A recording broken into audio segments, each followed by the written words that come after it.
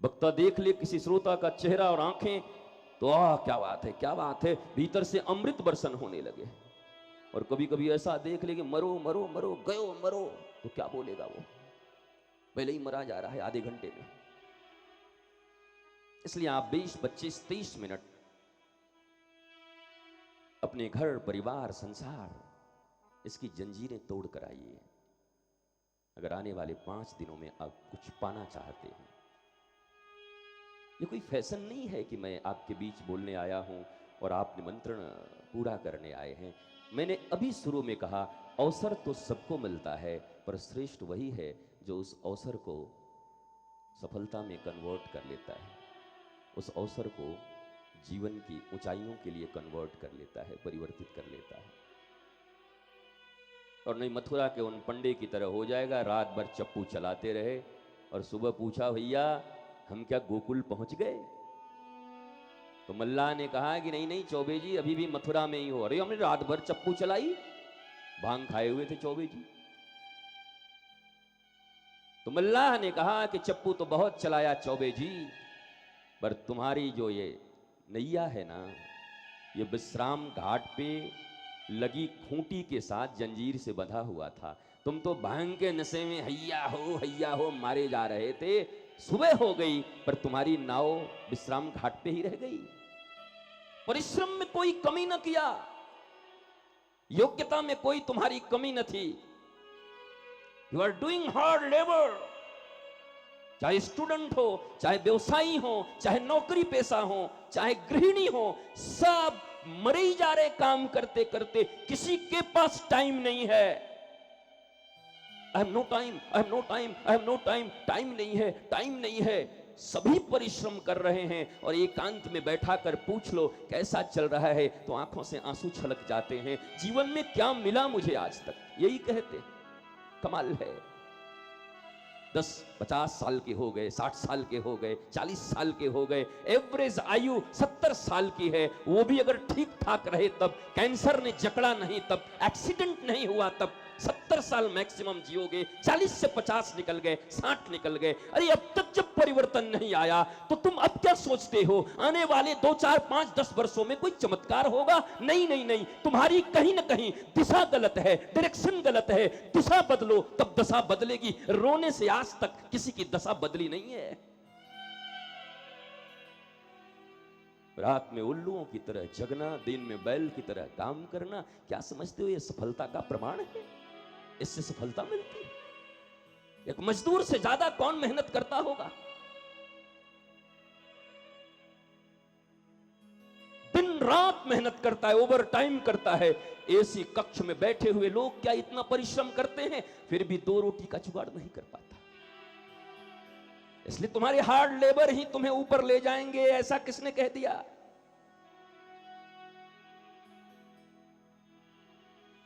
इसलिए जीवन को आरंभ करने के पहले जीवन के उद्देश्य को जान लेना जरूरी है।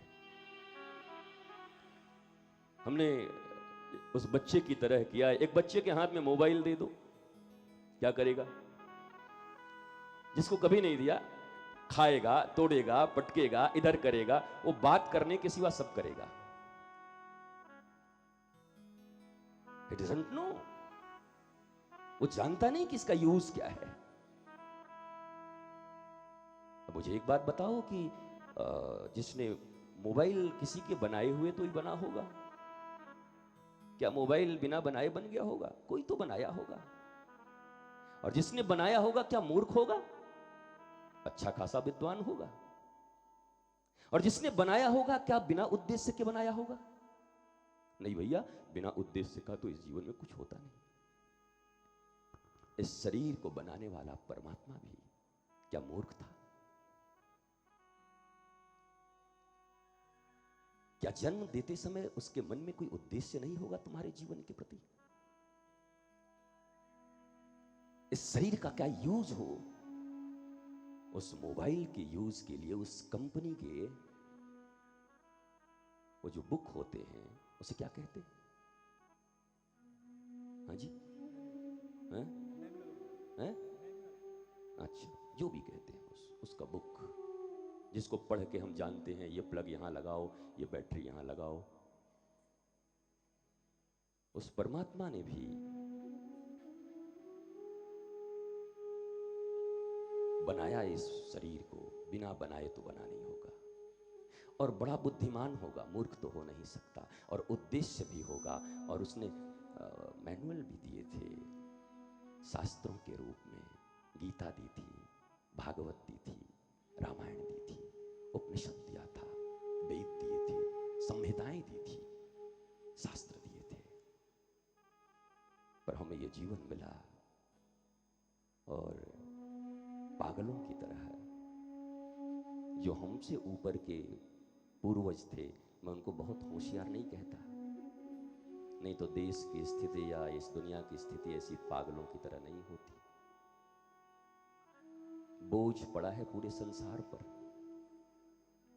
2, 4, 10 सरफिरों के कारण आज इस संसार पर अरबों अरब रुपए के बोझ पड़े हुए हैं।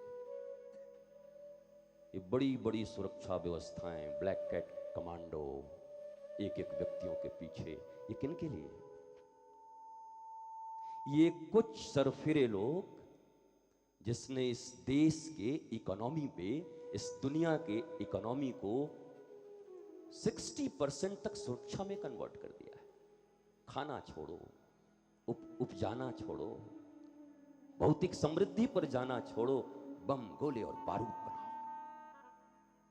आप कहते हो ये वर्ल्ड बहुत अच्छा है, you all are intellectuals, I know, intellects, and I to.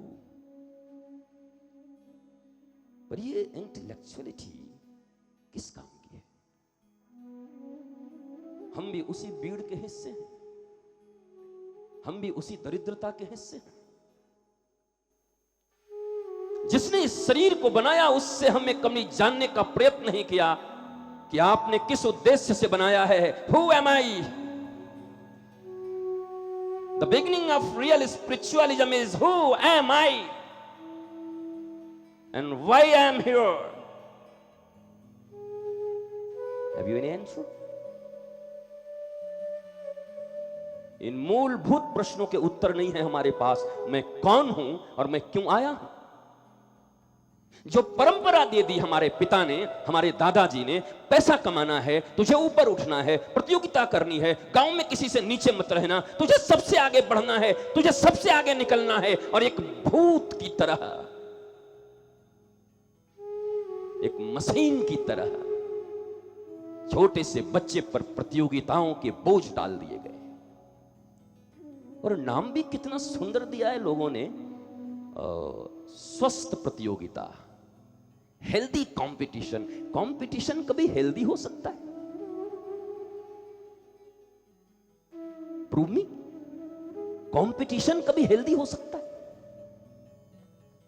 ईश्वर ने जब इस संसार को बनाया तो शास्त्रों में मैंने लिखा कि मैं तुम्हें बना रहा हूं, तुमसे बेहतर इंसान मैंने किसी को नहीं बनाया और तुम्हारे जैसा किसी को नहीं बनाया, इसलिए किसी से अपनी तुलना मत करना।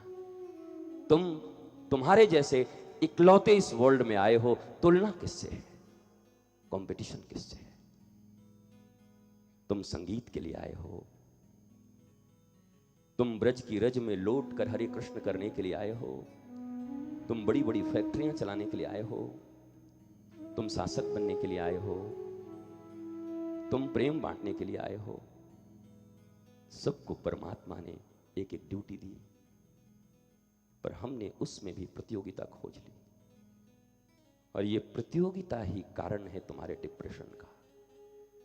ये डिप्रेशन है क्या? मैं तो चकित हो गया टंडन जी, 1 वर्ष से 5 वर्ष के बच्चों के लिए अलग मनोवैज्ञानिक डॉक्टर, 1 वर्ष से 5 वर्ष के लिए। क्यों? बोला उनके डिप्रेशन को दूर करने लिए। मैं तो चकित हो गया, 1 वर्ष के बच्चे को भी डिप्रेशन होता। और तब उन्होंने मुझे बताया, हाँ हमारे यहां ऐसे मरीजों की संख्या बड़ी है, 1 से लेके 5 तक। 1 वर्ष से डिप्रेशन, 1 वर्ष से मन में दबाव, तब फिर हमें अपने सनातन परंपरा पर भी थोड़ा विश्वास हुआ रीबर्थ में, कि हमारे कई जन्म होते हैं और हमारे संचित जो कर्म होते हैं प्रारब्ध, वही लेकर हम पैदा भी होते हैं।